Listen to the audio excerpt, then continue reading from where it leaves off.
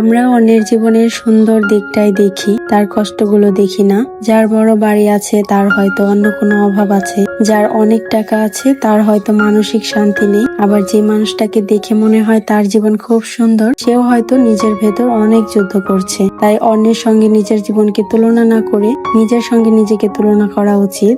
আমাদের যার যা আছে ততটুকু নিয়েই সন্তুষ্ট থাকা উচিত, কারণ আমাদের জীবনে এমন অনেক কিছু আছে যেগুলো আমরা প্রতিদিন পাচ্ছি কিন্তু মূল্য দিচ্ছি না। সুস্থ শরীর, পরিবারের মানুষ, মাথার উপর ছাদ, দুবেলা খাবার, প্রিয়জনের ভালোবাসা, এসবও কিন্তু অনেক বড় নিয়ামত। অভাব থাকতেই পারে, জীবনে চাওয়া পাওয়ার পার্থক্য থাকবেই, কিন্তু অভাব যেন আমাদের শান্তিটুকু কেড়ে না নেয়, বরং নিজের যা আছে সেটাকে ভালোবাসা উচিত এবং যা নেই তার জন্য চেষ্টা করা দরকার এবং আল্লাহর উপর ভরসা রাখা উচিত।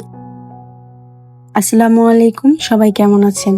আশা করছি যে যেখান থেকে আমার ভিডিওটি দেখছেন আল্লাহর অশেষ রহমতে সবাই ভালো আছেন। আমরাও আলহামদুলিল্লাহ ভালো আছি। চলে আসলাম বরাবরের মতো নতুন আরো একটি ব্লগ ভিডিও নিয়ে। আশা করছি ভিডিওটি আপনাদের কাছে ভালো লাগবে। আজকের ভিডিওটি শুরু করেছি বিকাল থেকে রাত পর্যন্ত কি কি কাজ করি এবং সংসারের কি কি ব্যস্ততা থাকে সেইগুলোই মূলত তুলে ধরার চেষ্টা করছি। আশা করছি ভিডিওটি আপনাদের কাছে ভালো লাগবে।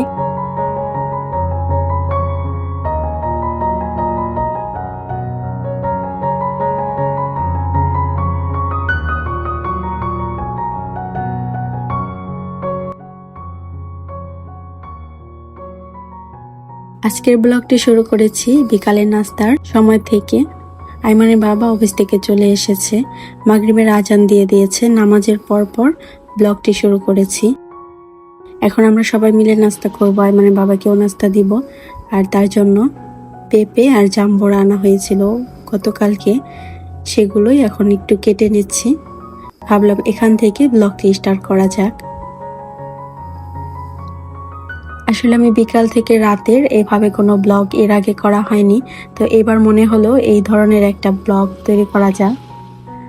আজ বৃহস্পতিবার, আমার কলেজ বন্ধ ছিল, সারাদিন টুকটাক কাজ করেছি, এখন হাতে ওরকম কাজ নেই, ভাবলাম ব্লগটি করে ফেলি। আসলে সারাদিনে সব রকমের কাজ করে ব্লগ ভিডিও আসলে ওভাবে করা যায় না। যদি বেশিরভাগ কাজ গুছিয়ে ফেলা যায় তাহলে ব্লগ ভিডিওতে খুব ভালোভাবে সময় দেওয়া যায়। সাধারণত ভিডিও করতে গেলে অনেক বেশি সময়ের প্রয়োজন, ধৈর্যের প্রয়োজন।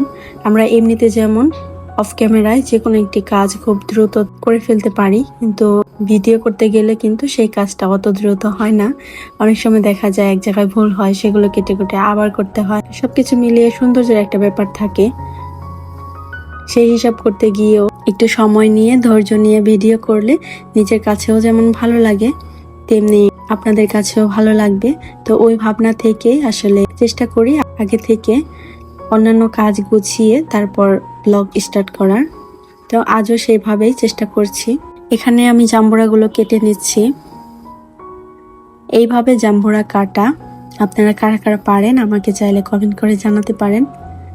ছোটবেলায় এভাবে আম্মুকে অনেক দেখেছি জাম্বুরা কাটতে, তো আমরাও কম বেশি কেটেছি।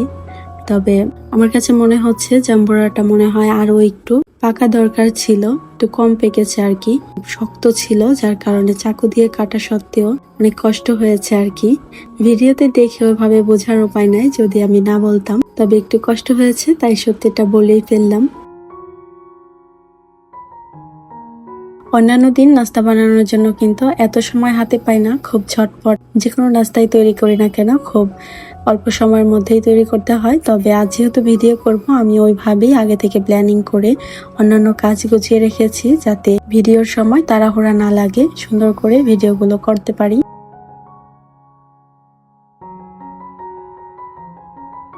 আসলে আমরা যখন ব্লগ ভিডিও তৈরি করি সেখানে কিন্তু খুব বেশি একটা কাজ দেখানো হয় না। আপনি হয়তো খেয়াল করলে বুঝতে পারবেন, 4-5টা কাজে কিন্তু একটা 15-20 মিনিটের ব্লগ হয়ে যায়। অনেক সময় দেখা যায় অনেক আপুরা যারা কাজে স্পিড বেশি, তারা দেখা যায় 5-10টা কাজ করে ফেলতে পারে। তবে বেশিরভাগ ক্ষেত্রে আমার কাছে মনে হয় 5 থেকে 6টা কাজ করলেই কিন্তু একটা 15-20 মিনিটের ব্লগ তৈরি হয়ে যায় আসলে। আর সারাদিনে তো আমাদের এই 4-5টা কাজ দিয়ে হয় না, অনেক কাজ করতে হয়। তো সেক্ষেত্রে দেখা যায় একটা ব্লগ যদি সারাদিনের সমস্ত কাজ করতে যাই, ভিডিওতে দেখাতে যাই, তাহলে একটা ব্লগ অনেক বড় হয়ে যাবে। সেটা তো আর কিছুতেই সম্ভব না। এত ধৈর্য আমাদেরও নেই, আবার আমাদের আপুদেরও নেই যে এত ধৈর্য নিয়ে আমাদের ভিডিও দেখবে। তো ওই ভাবনা থেকে আমরা চেষ্টা করি সবসময় ছোট ছোট ভিডিও কিভাবে সৌন্দর্য ধরে রেখে ছোট আকারে হলেও সেখানে পুরো দিনের গল্পকে তুলে ধরা যায়, সেই চেষ্টাই করি। আমার ভিডিও দেখে আপনাদের কাছে কার কেমন লাগে অবশ্যই কমেন্ট করে জানাতে ভুলবেন না। ভিডিওটি যদি ভালো লেগে যায় প্লিজ ভিডিওতে একটি লাইক দিয়ে দিবেন। আমাদের অনেক আপুরা আছেন ভিডিও দেখে যান চুপি চুপি, কিন্তু লাইক করতে ভুলে যান। আপনারা হয়তো ভাবেন যে একটা লাইকে কি যায় আসে, তবে আপনি হয়তো এটা জানেন না আপনার ছোট্ট একটি লাইক আমার ভিডিওটি আরো অনেকের কাছে পৌঁছে দিতে সাহায্য করবে। তো প্লিজ দেরি না করে ভিডিওতে একটি লাইক দিয়ে দিবেন। এই ধরনের ভিডিও নিয়মিত দেখতে চাইলে আমার চ্যানেলটি সাবস্ক্রাইব করে নিতে পারেন। আপনি যদি ফেসবুক থেকে ভিডিওটি দেখে থাকেন চাইলে পেজটি ফলো দিয়ে রাখতে পারেন। কাজটি যদি অলরেডি আপনি করে থেকে থাকেন আপনাকে অসংখ্য ধন্যবাদ।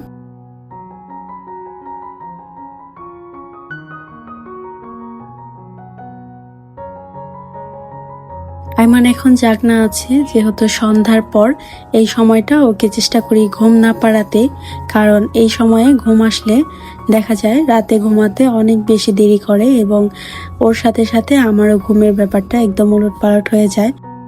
তারপর সকালে ঘুম থেকে উঠতে গিয়ে বিরাট সমস্যায় পড়তে হয়। তাই চেষ্টা করি সন্ধ্যার পর যাতে ও জাগনা থাকে, খেলাধুলায় ব্যস্ত থাকে।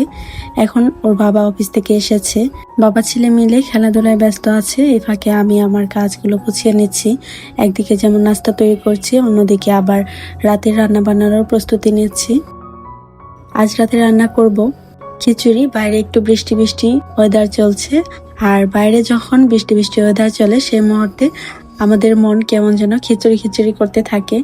এই অভ্যাসটা শুধু আমার একার না, মানে বাবারও। একটু বৃষ্টি বৃষ্টি হলেই আমি যদি ভাবতে থাকি খিচুড়ি রান্না করার কথা, তো সেই মুহূর্তে দেখা যায় সেও আবদার করে বসে খিচুড়ি রান্না করার জন্য। তো আমি সবসময় চেষ্টা করি বৃষ্টি নামলেই খিচুড়ির প্রস্তুতি নিয়ে থাকি। আজও তার ব্যতিক্রম নয়। ওইদিকে মুরগির মাংস রান্না করব আলু দিয়ে ঝোল করে, এবং সাথে ভুনা খিচুড়ি রান্না করব। এর জন্য মুরগির মাংস আগে থেকে ফ্রিজ থেকে বের করে রেখেছি, আর সাথে একটু চিংড়ি মাছের ভর্তা করব। নাস্তা আমার পুরোপুরি রেডি হয়ে গিয়েছে। জাম্বুরাগুলো আগে কেটে নিয়েছি। আমি চেয়েছিলাম লবণ মরিচ দিয়ে ভর্তা করতে, তবে আইমানের বাবা বলল যে লবণ মরিচ লাগবে না, এমনিতেই খেয়ে নিবে, তার নাকি এভাবে ভালো লাগে। তো এর জন্য আর ওইগুলো দেইনি, এভাবেই রেখে দিয়েছি। আর সেই সাথে থাই পেঁপে কেটে নিলাম। বর্তমানে এই থাই পেঁপেগুলো খুবই মজার হয়, এত বেশি মিষ্টি যা আসলে বলার বাইরে। দেখতে যেমন সুন্দর তেমনি খেতেও চমৎকার।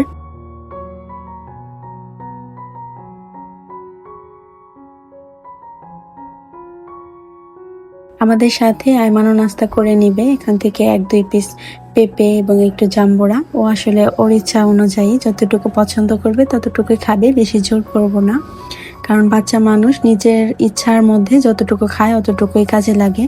জোর জবরদস্তি করে খাওয়ানো আসলে এগুলো যেমন বাচ্চাদের গায়েও লাগে না, এবং ওরা এগুলো পছন্দও করে না। তাই চেষ্টা করি ওর নিজের পছন্দ অনুযায়ী যতটুকু খাবে ততটুকুই দেওয়ার চেষ্টা করি। এরপর রাতে যখন খিচুড়ি রান্না করব সেগুলো আবার আমরা খাওয়ার আগে ওকে খাবার খাইয়ে ঘুম পাড়িয়ে দিব। আমাদের নাস্তা করা হয়ে গিয়েছে, এরপর আবার অনেকটা সময় কিন্তু চলে গিয়েছে। এর মধ্যে রান্না বান্নাও শুরু করে দিয়েছি। রান্না চলছে, ওইদিকে চুলার আঁচ লো ফ্লেমে রেখে রান্না প্রায় শেষ পর্যায়ে আছে। এবার আমি এসেছি বিছানাগুলো ঝেড়ে নিতে, কারণ রাতের ঘুমটা হতে হবে একদম ফ্রেশ, এবং মাইন্ড রিফ্রেশের একটা ব্যাপার আছে। সারাদিন আমরা যতই কর্মব্যস্ত থাকি না কেন আমাদের বিশ্রামের জায়গাটা সবসময় নিরাপদ এবং শান্তির হতে হয়। তো সেই চিন্তা ভাবনা থেকে সবসময় চেষ্টা করি ঘুমানোর আগে বিছানাগুলোকে একদম নিট অ্যান্ড ক্লিন করে পরিষ্কার পরিচ্ছন্ন করে রাখার।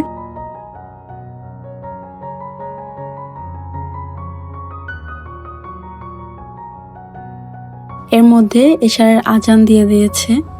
আমি সবসময় চেষ্টা করি আইমানকে 8টা থেকে 8:30টার মধ্যে রাতের খাবার কমপ্লিট করানোর। তো রান্না প্রায় শেষের দিকে আছে, বিছানাগুলো ছেড়ে তারপর আইমানকে খাবার খাইয়ে দিব।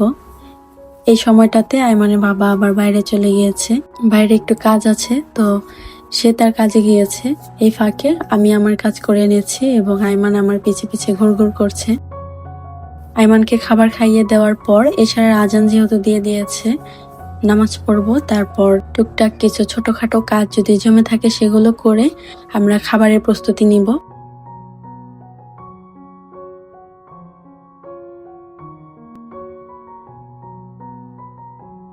শহরে থেকে আমরা আসলে যতই মুখে মুখে বলি না কেন অনেক আগে ঘুমিয়ে যাব, তবে এটা আর হয়ে ওঠে না ওইভাবে। কেন যেন কারণে অকারণে ঘুমানোর সময়টা লেট হতে থাকে। সেই ক্ষেত্রে বাচ্চা কাচ্চা নিয়ে আর কি বলবো, ছোট বাচ্চারা ঘুমাতেই চায় না।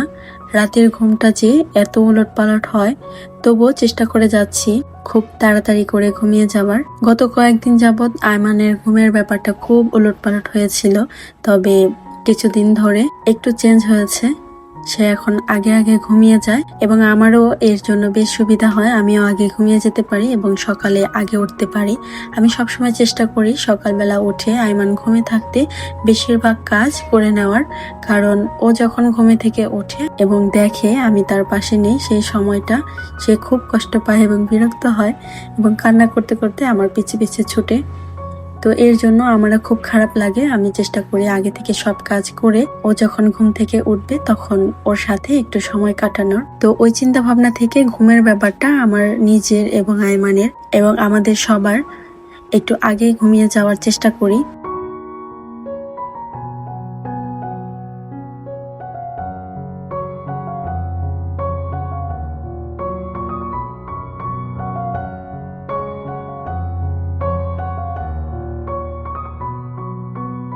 কথা বলতে বলতে অনেকগুলো কাজ হয়ে গিয়েছে, রান্না বান্নাও প্রায় শেষ। এবার শুধু চিংড়ি মাছের ভর্তাটা করা বাকি। তেলে ভেজে নিয়েছি, শুধু ব্লেন্ড করে নিব। তবে শিলপাটা বেটে নিতে পারলে এই ভর্তাটা আরো বেশি মজার হয়। এখন যেহেতু রাত হয়ে গিয়েছে, অত ধৈর্য নেই, তাই ব্লেন্ডারে ব্লেন্ড করে নিব। চিংড়ি ভর্তাটা আমরা খাবো আর আইমানকে মুরগির মাংস দিয়ে এবং খিচুড়ি দিয়ে খাইয়ে দিব।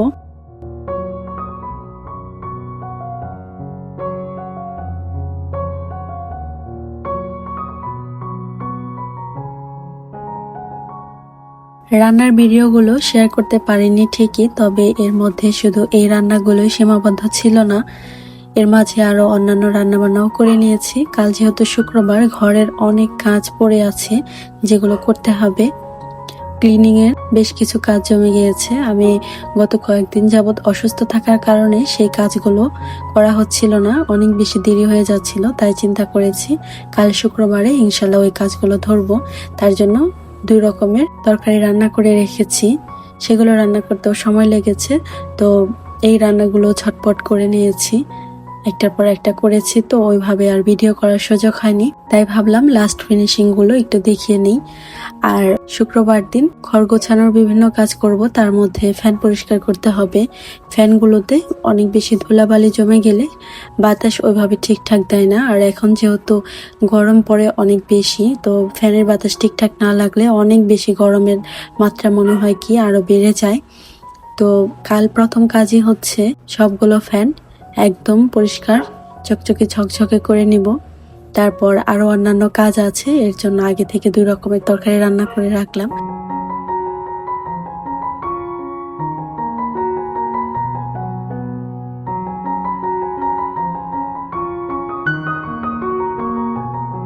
আপনারা যারা আমার ভিডিও নিয়মিত দেখেন তারা হয়তো জানেন, আমি যখন ঘর গোছানোর কাজ ধরি বা ক্লিনিং এর কাজ করি, সেই সময় আগের দিন যদি সময় থাকে হাতে, তখন আবার 1-2 রকমের তরকারি রান্না করে রাখি।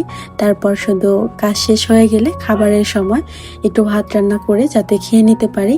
আর যদি সেটা না হয় তাহলে দেখা যায় সব কাজ শেষ করে যেই রান্নাটা সব থেকে বেশি সহজ সেই রান্নাটা করে নেওয়ার চেষ্টা করি।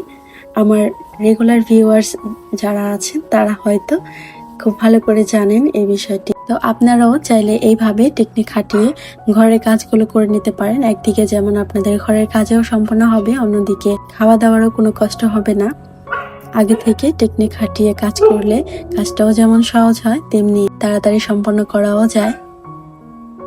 আমিও সবসময় চেষ্টা করি এইভাবে প্রত্যেকটা কাজ গুছিয়ে করার। এবার আমার রাতের রান্না বান্না শেষ এবং চুলাটাকেও ভালোভাবে পরিষ্কার পরিচ্ছন্ন করে নিচ্ছি। এই ফাঁকে আয়মানকে খাবার খাইয়ে দিয়েছি। এখন সে একটু খেলাধুলা করছে, তবে চোখে ঘুম ঘুম একটা ভাব চলে আসছে। তাই আমি চুলাগুলো ক্লিন করে হাত মুখ ধুয়ে ফ্রেশ হয়ে গিয়ে আয়মানকে আবার গিয়ে ঘুম পাড়িয়ে দিয়েছি। ও ঘুমিয়ে যাবার পর আমরা আবার বসেছি খাবার খেতে। তো আমাদের খাবার শেষ হয়ে যাওয়ার পর টুকটাক কিছু গোছানোর কাজ ছিল, সেগুলো করে ঘুমানোর প্রস্তুতি নিচ্ছি। সেই সাথে আপনাদের থেকেও বিদায় নিয়ে নিচ্ছি। সবাই ভালো থাকবেন, সুস্থ থাকবেন। আমার ভিডিওটি কেমন লেগেছে অবশ্যই কমেন্ট করে জানাতে ভুলবেন না। বিদায় নিচ্ছি আজ এখানেই। ফিরে আসবো নতুন আরো কোনো ব্লগ ভিডিও নিয়ে। সে পর্যন্ত সবাই ভালো থাকবেন। আল্লাহ হাফিজ। আসসালামু আলাইকুম।